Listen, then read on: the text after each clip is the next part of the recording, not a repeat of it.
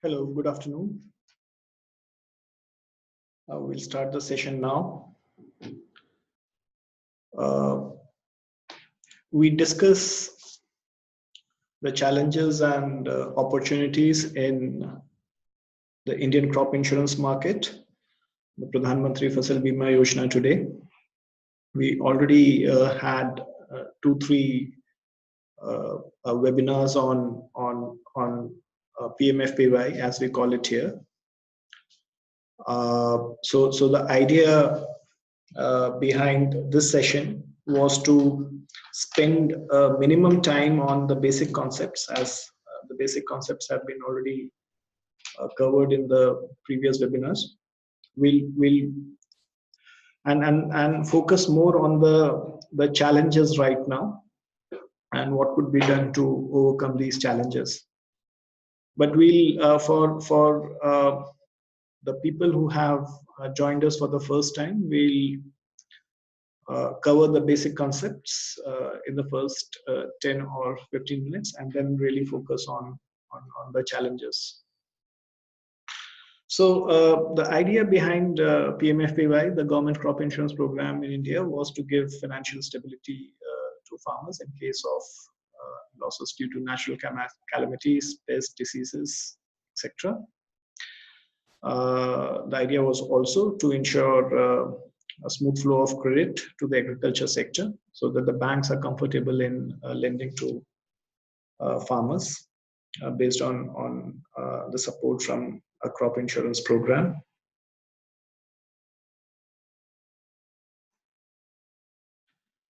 One second, it's not even.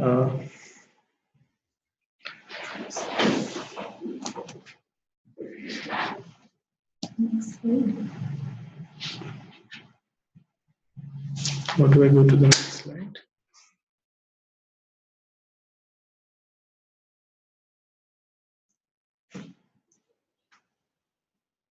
We are facing a technology problem. Please bear with us for a minute.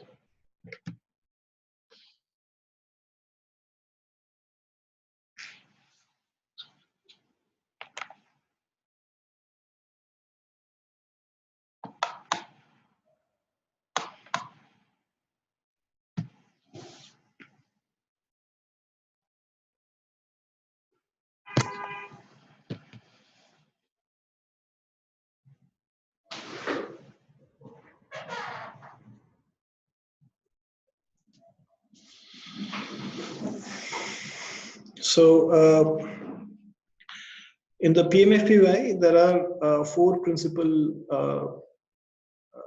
loss cases, crop loss cases, which are covered. The first is in case there is a yield loss because of either natural fire, lightning, storm, hailstorm, cyclone, floods, droughts, pests and diseases. If there is a yield loss on account of these risks, there will be a compensation to farmers. Also, if the crop has failed in the initial stages because of drought or flood, then also there is a provision for paying and provision for settling losses at 25% of the value of the crop. The advantage here is that the farmers will get the compensation in time, and they don't have to really wait for loss assessment to happen during the harvesting stage. Then the post-harvest losses are also covered in case the harvested crop which is lying in the field is damaged because of cyclonic rains or unseasonal rains. Then and if this event happens up to a maximum period of 14 days from harvest, then the losses can be surveyed, assessed, and compensation can be paid to farmers. And fourth and last, in case there are localized calamities, let's say in a farmer's field there is loss because of inundation, because of hailstorm, or because of landslide, then also the farmer gets a compensation.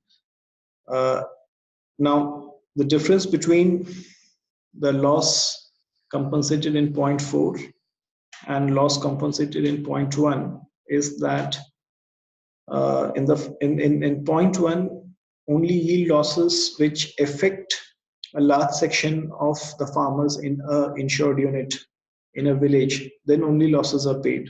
We'll explain that in more detail in subsequent section.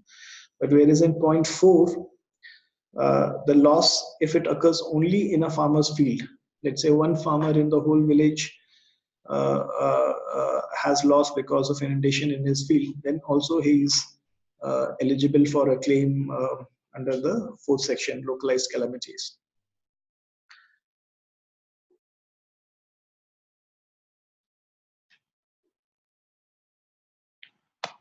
So the Pradhan Mantri Fasal Bima Yojana is an extension of the earlier crop insurance programs. Back in 1999, the government had launched the National Agriculture Insurance Scheme. Then in 2010, the Modified National Agriculture. And then there were further reforms done to the scheme. And in 2016, it was relaunched as the Prime Minister's Crop Insurance Program, or the PMFBY.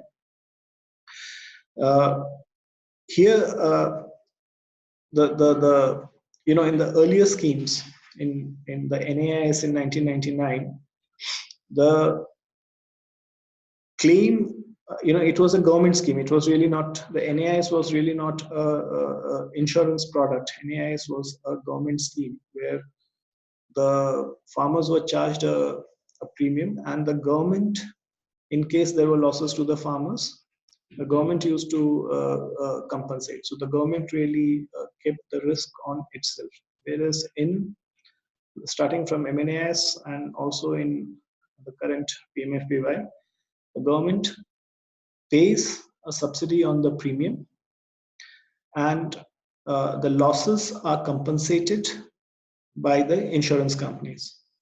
So the government has a limited liability, whereas in NAS, the government owned the full liability to pay the losses. And as the scheme has evolved over a period of time, more and more risks have been covered. So, for example, in the earlier schemes, there was no provision for settling losses in the early stages or paying losses on account of sowing failure. Whereas in the PMFBY, there is a provision to cover these losses. Likewise, in NAIS, there was no provision to cover post-harvest losses. In PMFBY, there is a provision to cover that. So the scheme has really evolved over a period of time in terms of risk coverage and the structure of the scheme as a whole. These are the premium rates. These are the rates payable by the farmers. So the insurance companies, the state governments divide or segregate their districts into clusters. Each cluster could have districts numbering from, let's say, 4 to 15, and the insurance companies are required to submit their quotations for covering crops in these clusters, and the insurance company which bids the lowest premium is awarded that particular cluster. Now, if the average premium quoted for all the crops is, say, let's say 5%, or for food crops, the farmer, as per this table, has to pay 2% of the sum insured, and the remaining 3%. The remaining 3% is paid by the insurance, paid by the government to the insurance companies. So that's the subsidy portion. So the farmer has to pay a minimum of 2% for food crops in the Kharif season, 1.5% in the Rabi season, and for horticulture and cash or commercial crops, they have to pay 5%. If the quotation submitted by the insurance company is less than this base rate, then of course the farmer has to pay the lower rate. But in case the quotation is the insurance premium quoted by the premium quoted by insurance companies is higher than these rates, then the balance is paid by the government to the insurance companies.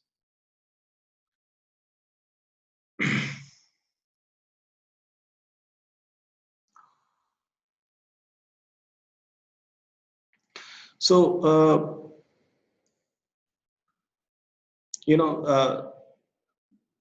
the losses are paid in case, if you remember, if you go back to the risks covered in point 1, we had mentioned that yield losses on account of natural calamities, fire, theft, etc., will be covered.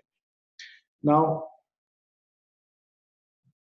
the compensation is paid if the yield is below a threshold yield. So let's say in a village, if for the last 5 to 7 years, based on the data of the last 5 to 7 years, if the average yield is, let's say, 1000 kg per hectare, then a particular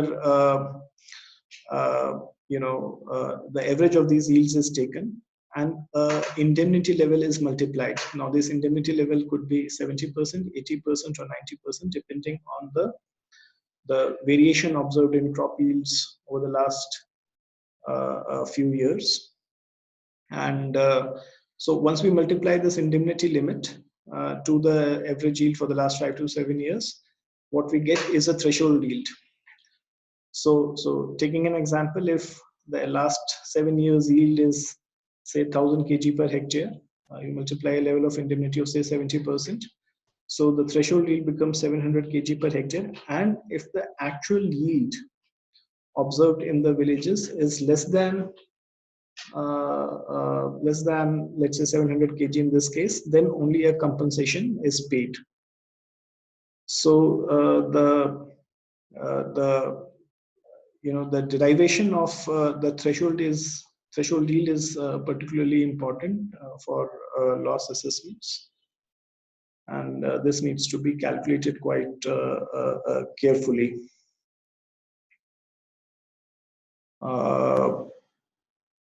I had explained this portion earlier. So, a state, creates clusters of about 4 to 12 or 15 districts, and each of these clusters is tendered, and the insurance companies are asked to bid for these clusters separately. And the company which offers the lowest price for those clusters gets that cluster. The tender can be offered for a season, a year, or a period of 3 years also. So if one company can, if the state offers or state tenders the clusters for 3 years, then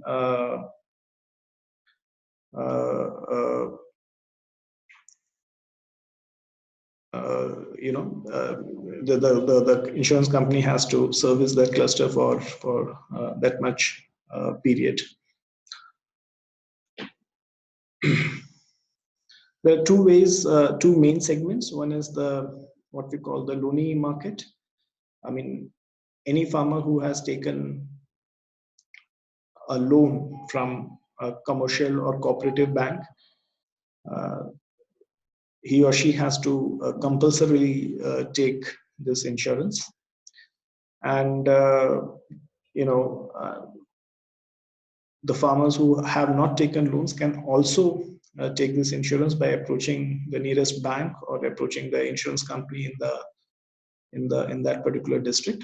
The non-loanee farmers, the farmers who have not taken loans, are also eligible for the same amount of subsidy as the loanee farmers are.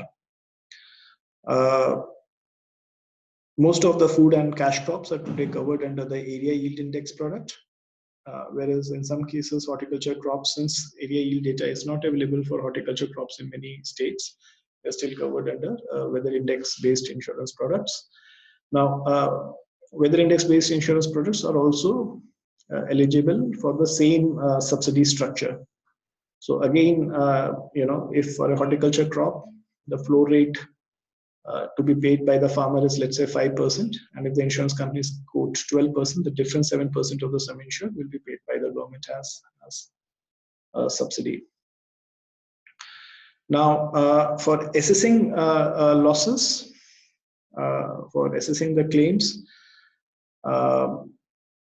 you need to assess the actual yield. You remember we talked about the threshold yield. So let's say if the threshold yield for a particular village is 700 kg per hectare. Now, in order to determine claims, one has to figure out what is the yield in a particular village. For that, there are 4 random crop cutting experiments done to arrive at the average yield and to arrive at the actual yield. And if there is a shortfall in yield, which is if the threshold yield minus actual yield is greater than 0, then the claim is paid in proportion to the shortfall in yield. So let's say if my yield falls below the threshold yield by 50%, then 50% of the sum insured is paid as compensation. So this is the main methodology to compensate. But in case, for example, in a village, if the crop has been lost early because of drought or floods, then there is no question of assessing yields because crop has not really matured or is not ready for harvest. In such cases, the loss is assessed using the weather data or the satellite images of that area. In case it is found that more than or less than 25% of the areas in a particular village still has crop, and more than 75% is really damaged or the farmers could not really grow crops in that area, then a sowing failure or a prevented sowing case is declared, and 25% of the sum insured is paid to all the covered farmers. And in the season, if there is any mid-season loss on account of, or if there is an individual loss on account of landslide, hailstorm, or floods, then an individual loss assessment can be done. Claims can be calculated and paid on account. So that's a provisional payment, just in case when the final yields are assessed using the formula which you are seeing in the screen. If the compensation is still more than what is paid as per the individual loss assessment survey, the balance amount is paid to the farmer. So let's say if in floods, if there were mid-season floods and some farmers received 1,000 rupees of claim, but in the final assessment, based on the crop cutting experiments, the farmers were supposed to get 2,000 rupees. The balance 1,000 rupees will be paid. The first 1,000 rupees the farmers will get once the surveys are done, and the balance 1,000 rupees when the final yield loss assessment was done. So this is the basic structure of PMFBY. I'll stop here for some questions. In case there are questions, please do let us know. We can then, so we have about 3 to 4 minutes for answering these questions.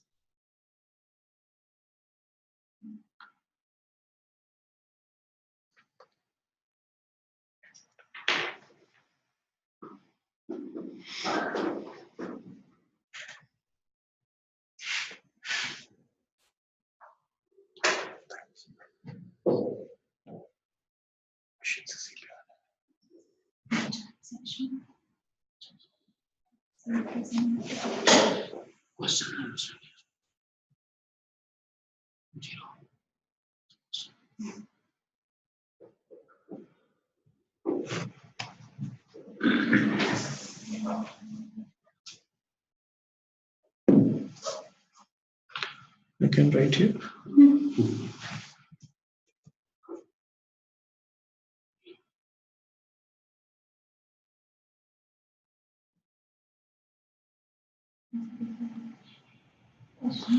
Yes. So this is an interesting question from Pranav. Can an insurance company do both PMFBY and weather-based scheme in the same district in the same season? Yes, the answer is yes. But the crops for which would have been notified under PMFBY and weather-based scheme will be different. So there is no overlap. So only typically in a state, the horticulture crops would go under weather-based scheme, and all the food crops and the cash crops will go under PMFBY. Insurance company can win both tenders separately and can in the same district in the same season offer both the covers, but the crops will be different.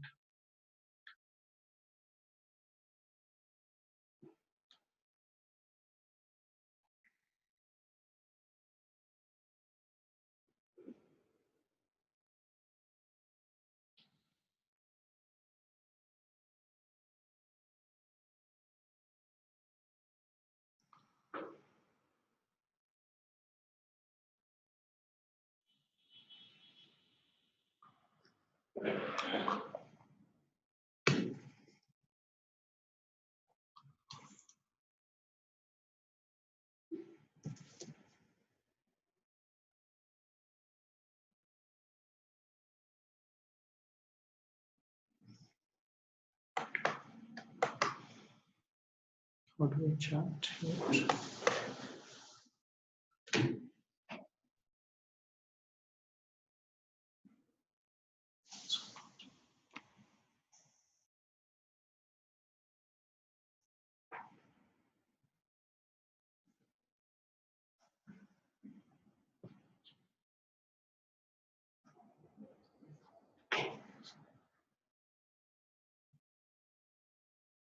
Okay, there's a question on the chat.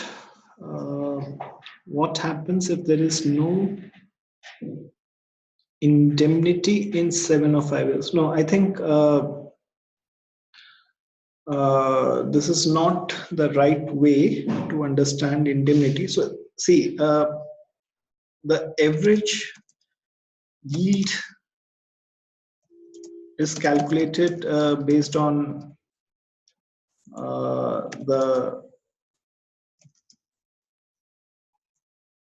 last based on the last 5 to 7 years data, and the indemnity is then applied on this average yield. So there is no case for indemnity being applied on yields of the last of each year in the last 5 to 7 years time series of yield data. It's you calculate the average yield based on the last 5 to 7 years data, and once you receive that average yield, then you apply the indemnity level. That's how it works.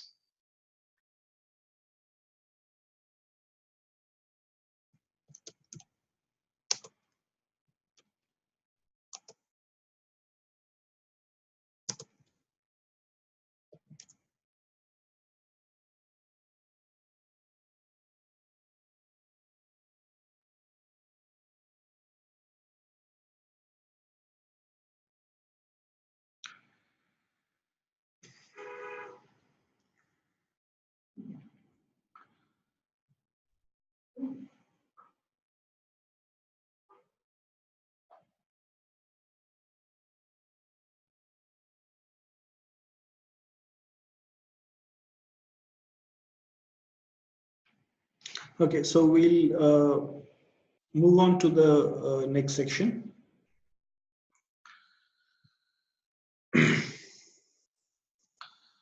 So this is the premium spread, the premium collected across states in 2016 Kharif season. In India, we have two main crop seasons, the Kharif and Rabi. Kharif is the period between July to October, when we receive the the maximum rainfall. These are called the monsoon months.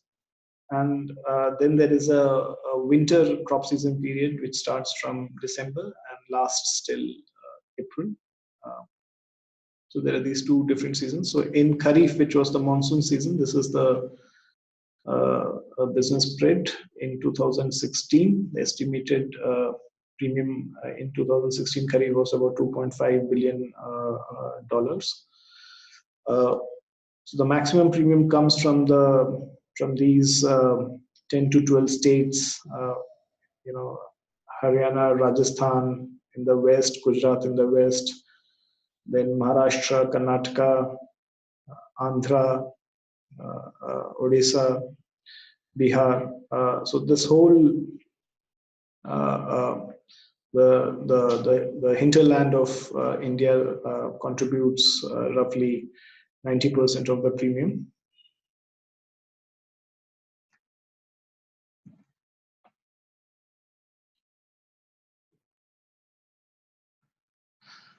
This is the premium spread across Rabi and Kharif in 2017. So the market, as you see,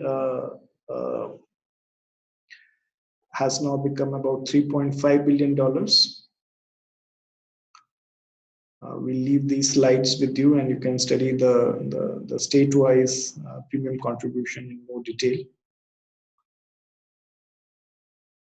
So as you can see, since 2016, there are new states who have joined the scheme, and hence the market has increased.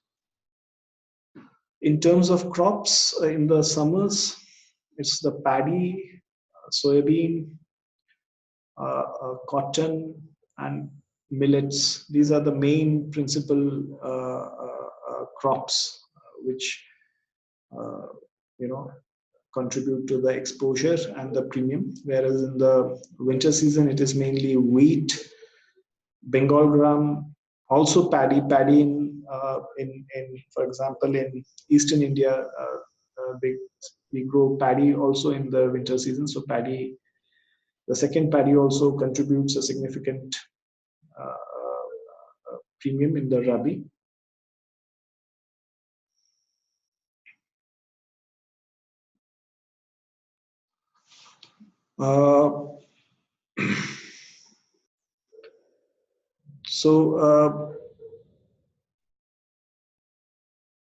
In 2016, 17, the estimated loss ratio is about 85%.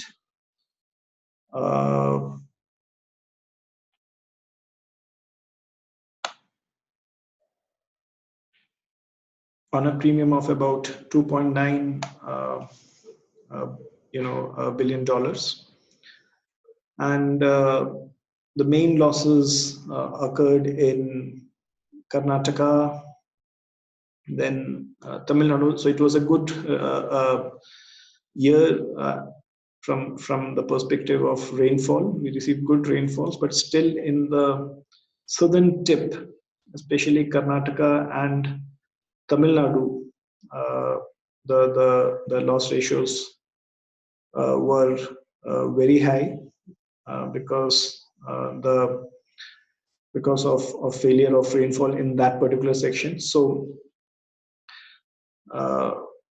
this is one of the challenges in PMFBY, that in spite of good rainfall across the country, there can be the loss ratios of the portfolio can suffer or can be high if there are losses in one or two states, because the losses really are very high in specific states. Then the portfolio loss ratio also increases in spite of the fact that there could be good crops in many other states. And this is the pattern we are seeing in Kharif 2017 also, where the crops were by and large good everywhere else except the central India, Madhya Pradesh, the estimated loss range in terms of as a percentage of sum insured could be 12 to 14%. Maharashtra again 10 to 12. Eastern Rajasthan, Southern Rajasthan again 14 to 17%. So one needs to be really careful in creating a portfolio. It should be really diversified. One should charge the premiums, or one should bid for clusters carefully. Need to keep the premiums in line with the recommendations of GIC. In case companies underquote, they might get trapped in a particular cluster and territory and really suffer high losses. So, for example, if someone quoted 2% in Madhya Pradesh or 3% in Madhya Pradesh to win the particular cluster, they could land up in really severe loss ratios because of local risks.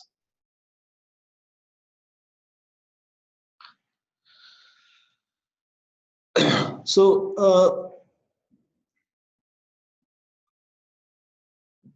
now the real challenge in PMFBY has been the loss assessment part.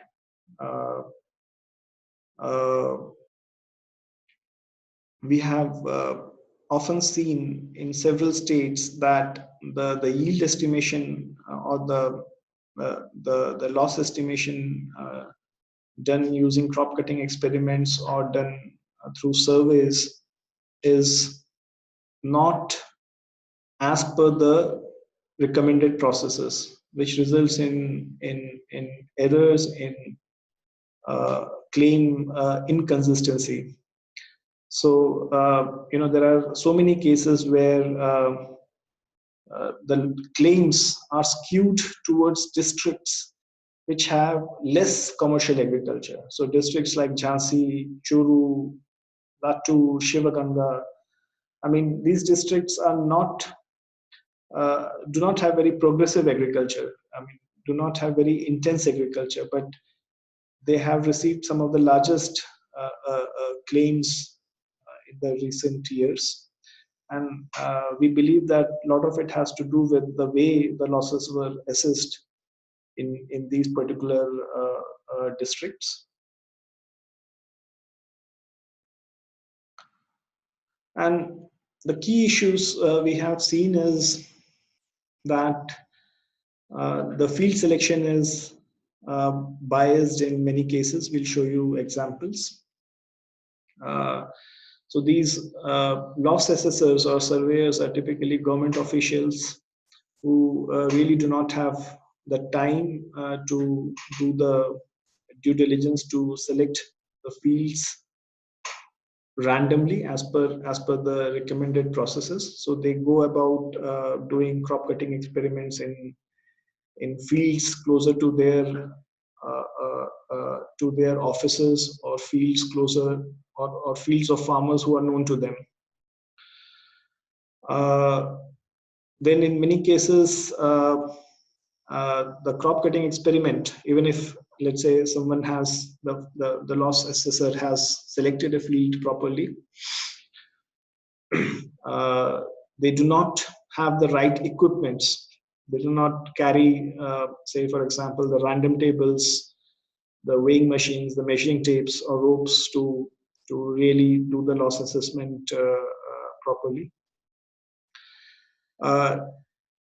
The weighing of the crop, the processes that once you harvest the crop, you have to leave it for some time to dry it, for the grains to dry, and then you measure the weight. Now, many times this weighing of the dried crop is not done, and a formula is applied to get the dry weight, which often in many cases is wrong. And the processes to do the crop cutting experiments the methodologies, these vary across states, which result in which makes the benchmarking of the yield data across states a little difficult. Absence of drying weighing results and application of formulas, this result in significant variation in yield estimation. In many places, we have found that the dry to wet weight ratio is for the same crop is very different across states. In case of multi-picking crops, all the pickings are never attended. Again, a guess estimate is a formula is applied based on the results of one or two pickings. So these again lead to errors in yield estimation.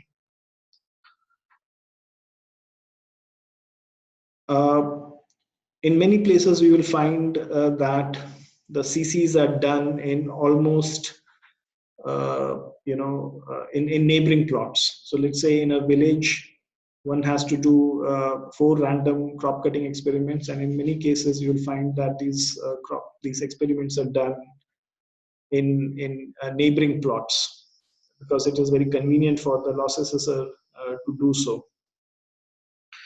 In many places, you will find that the crop cutting experiments are not done in the location or in the village where it is supposed to be done.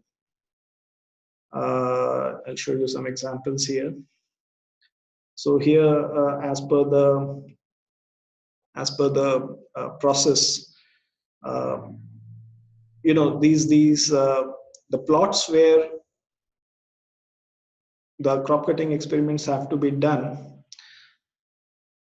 these plot numbers are to be derived from from random numbers which are generated by the state government before the crop harvest season. This random number series is given to the local patwari or the local revenue department, and this revenue department using a formula has to convert the random series into a plot number, and that plot number has to be surveyed. So what we find is that the plot number where the crop cutting experiment should be done, like in this case here, and where the crop cutting experiment was actually done, the distance is, I mean, these are two completely separate villages altogether, and this happens quite frequently. And we have seen this pattern across states, within states, across districts, and this is quite, we observe this quite frequently. So again, in this case, the experiment was to be done in this particular plot, this survey number, whereas it was done in a completely different village. And the reason why we can monitor this, or why we can catch these errors, is that now the government insists that all the crop cutting experiment data is recorded on an app, on a mobile phone app. So when the surveyor reaches a particular plot, he has to open an app on his phone and record the observations. And this app also captures the geo coordinates of the plot where the crop cutting experiment was done. So we can know from the geo coordinate receipt where actually the experiment was done vis-a-vis the plot where it was supposed to be done, and we can map that particular plot on the GIS map if we have cadastral maps for that area. And fortunately, in some places, in some states, we have access to these cadastral maps, and so we can identify these anomalies. I mean, the list is long. We have several such cases.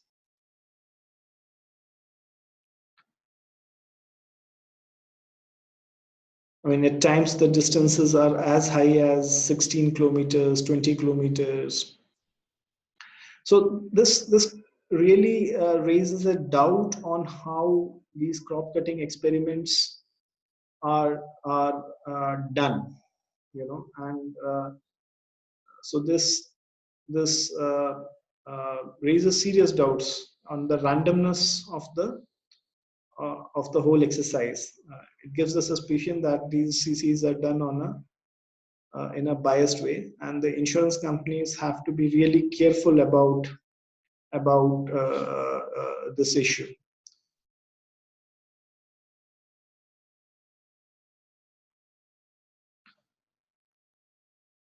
Again, the survey team of the government would not carry proper instruments, so I mean, they won't have a proper weighing machine or a random table. So, for example, the process is that once you identify a particular plot, within that plot you have to select a 5 by 5 meters section, and there is a process to do that. I mean, the process to do CC has been covered in previous webinars, and one can refer to the notes or the presentations shared in that webinar. Now the problem is that if you do not have a random table, if you're not carrying it with you, if the surveyor is not carrying these tables with him, he cannot really identify a 5 by 5 meter plot within that farm plot properly, and this again leads to biased selection. So typically the surveyor would select the section, or can select a section in the plot which has no crop, and if the insurance company is not vigilant, then their losses could go up.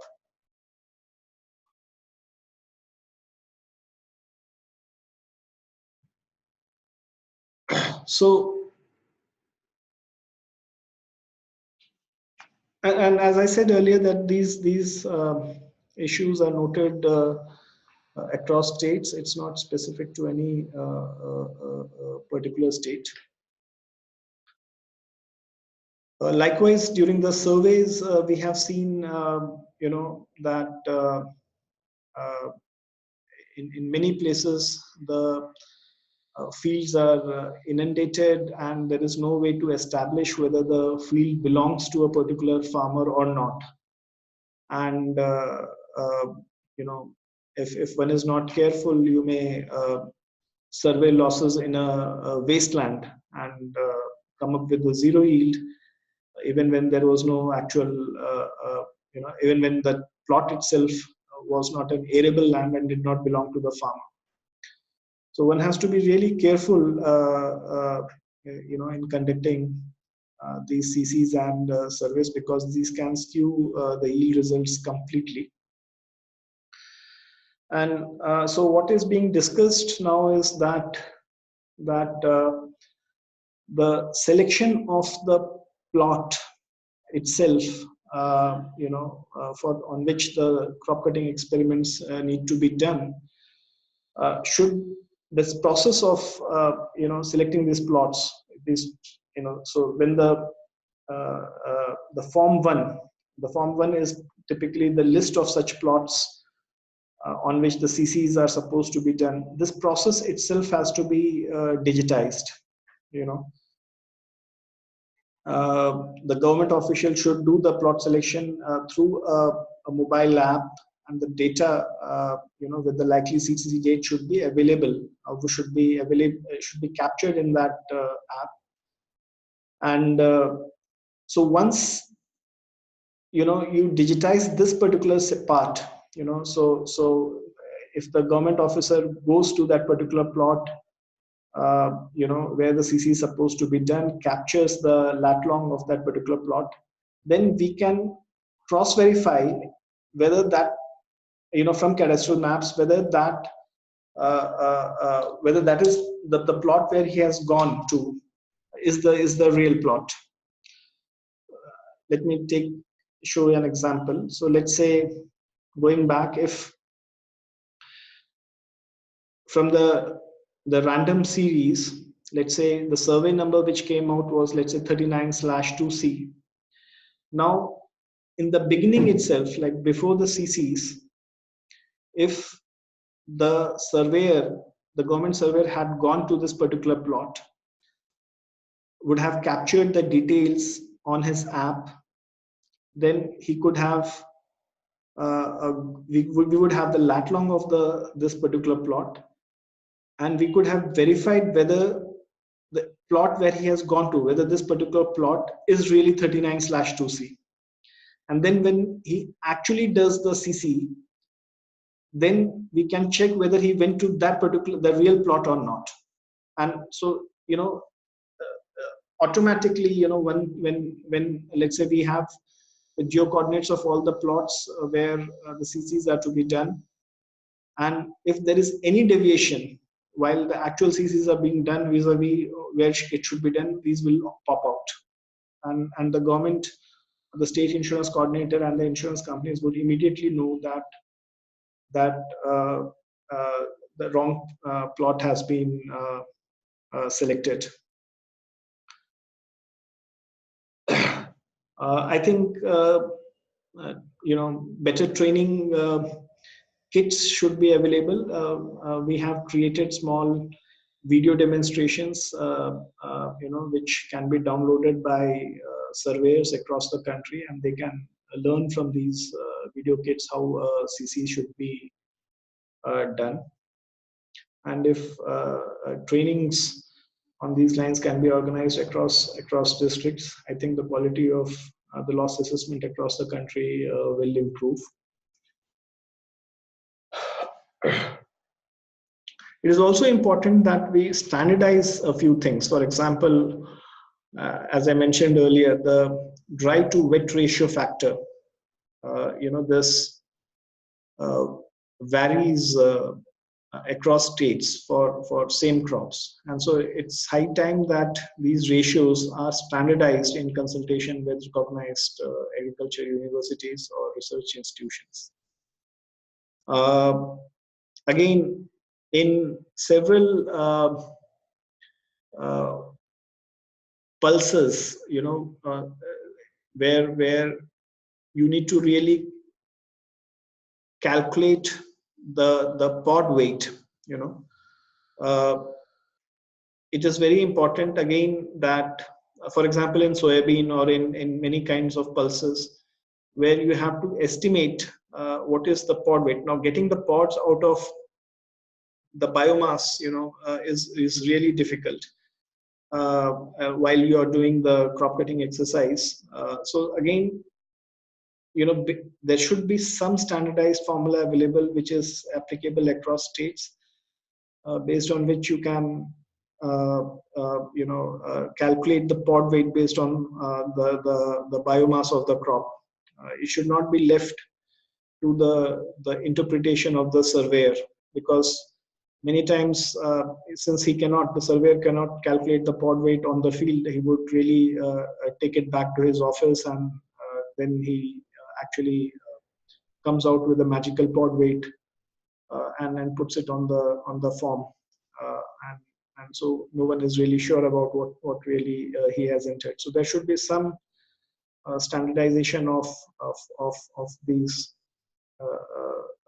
weights.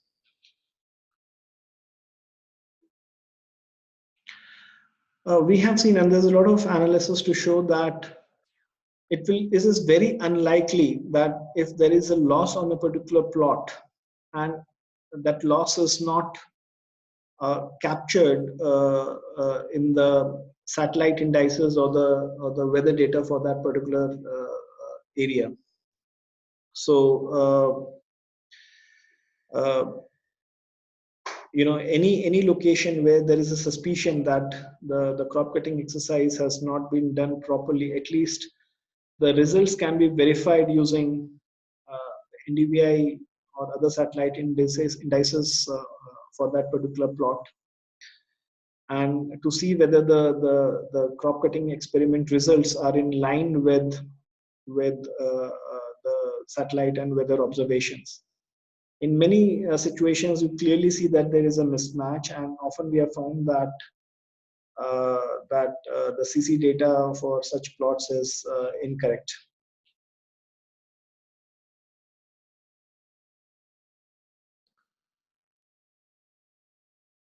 Now here is this particular example.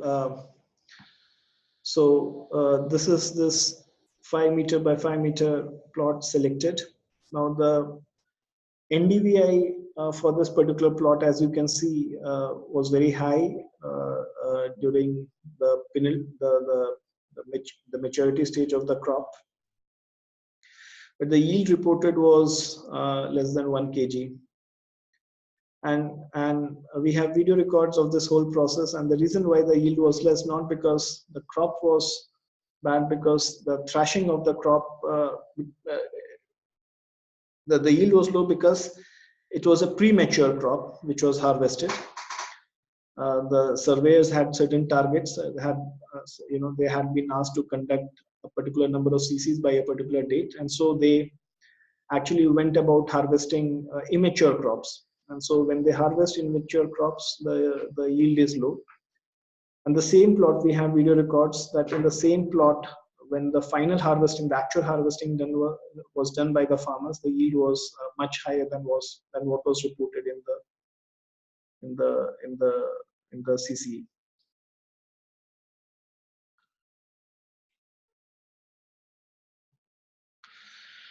So these are the type of problems we face, and there's a lot of discussions going on between the insurance companies, loss adjusters like us, and the government, that how the crop cutting or the loss assessment exercise can be made more can be made less error prone, and how the losses can be assessed more fairly. So I'll stop here, and I'm open for questions.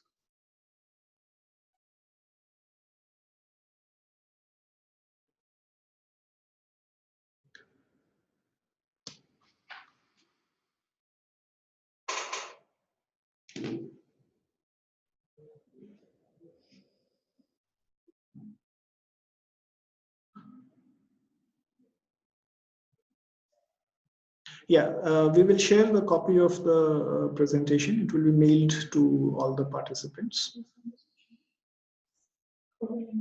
Yeah, we'll share it on the LinkedIn.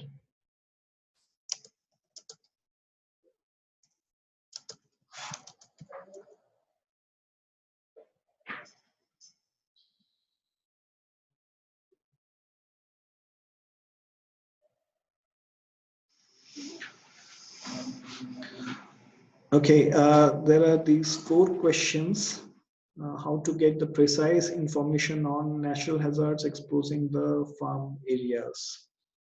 Now, there are multiple sources. We, as a company, WRMS publishes this information at a tehsil level, at a sub-district level, and these reports are shared regularly with our clients. We have recently launched an app also, which is on the Android App Store, the Google Play Store, by the name Weather Secure.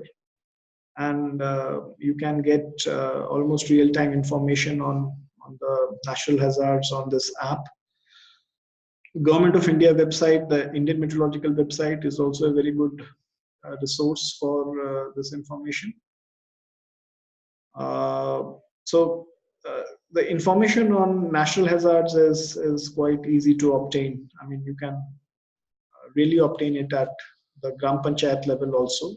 There's a lot of information in the open domain, and there are several agencies who can provide this information. Now, which source to rely on estimating the exposure and losses resulting from floods, windstorm, or earthquake? No, so as I again said, there are multiple sources of information. The Indian Meteorological Department publishes this information, but the losses, as I said, have to be assessed by the government surveyors in collaboration with the insurance companies. So if a windstorm has happened, of course, there are a number of data sources to establish that was a windstorm, but the loss has to be assessed by the surveyors. So you have to really go by their estimates. There are proxy estimates available based on satellites and other models, but these are really estimates and won't be used for arriving the or calculating the claims.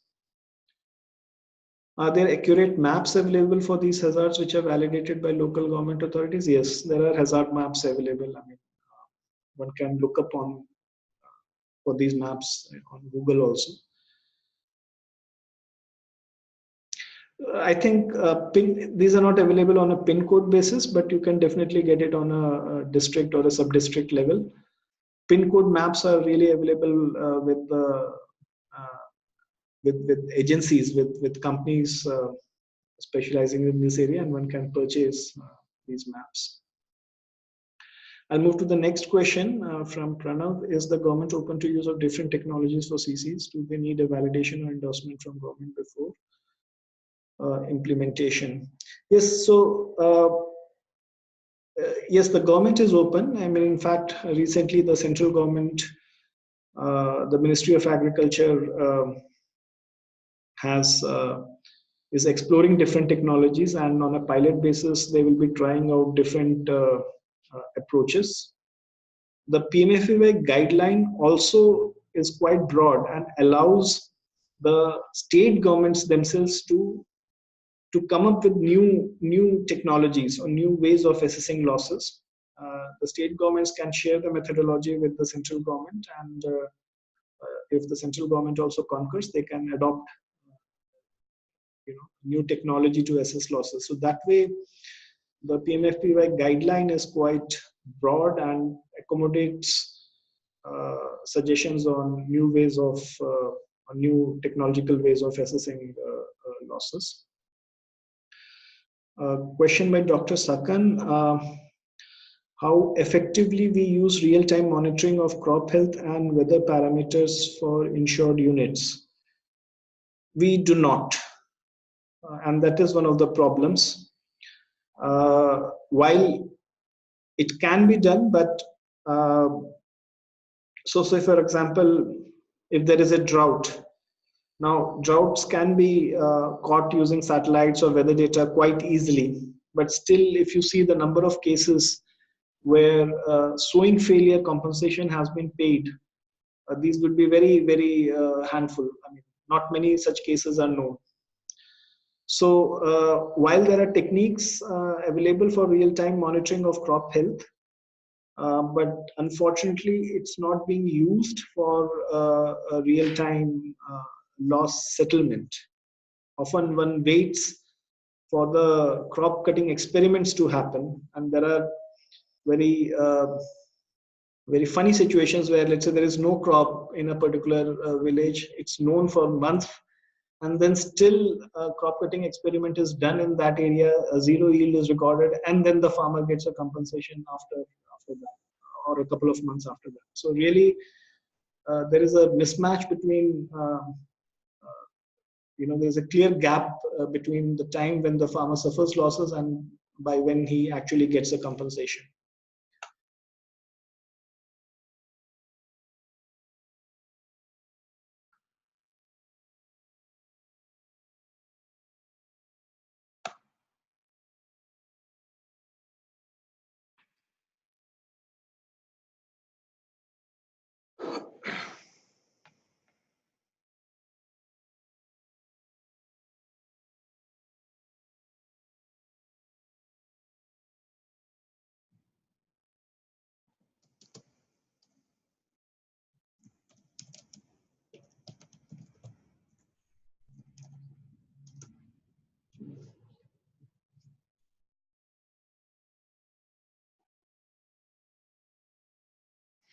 Okay, one question, how can I get access to archive of all the related webinars? I think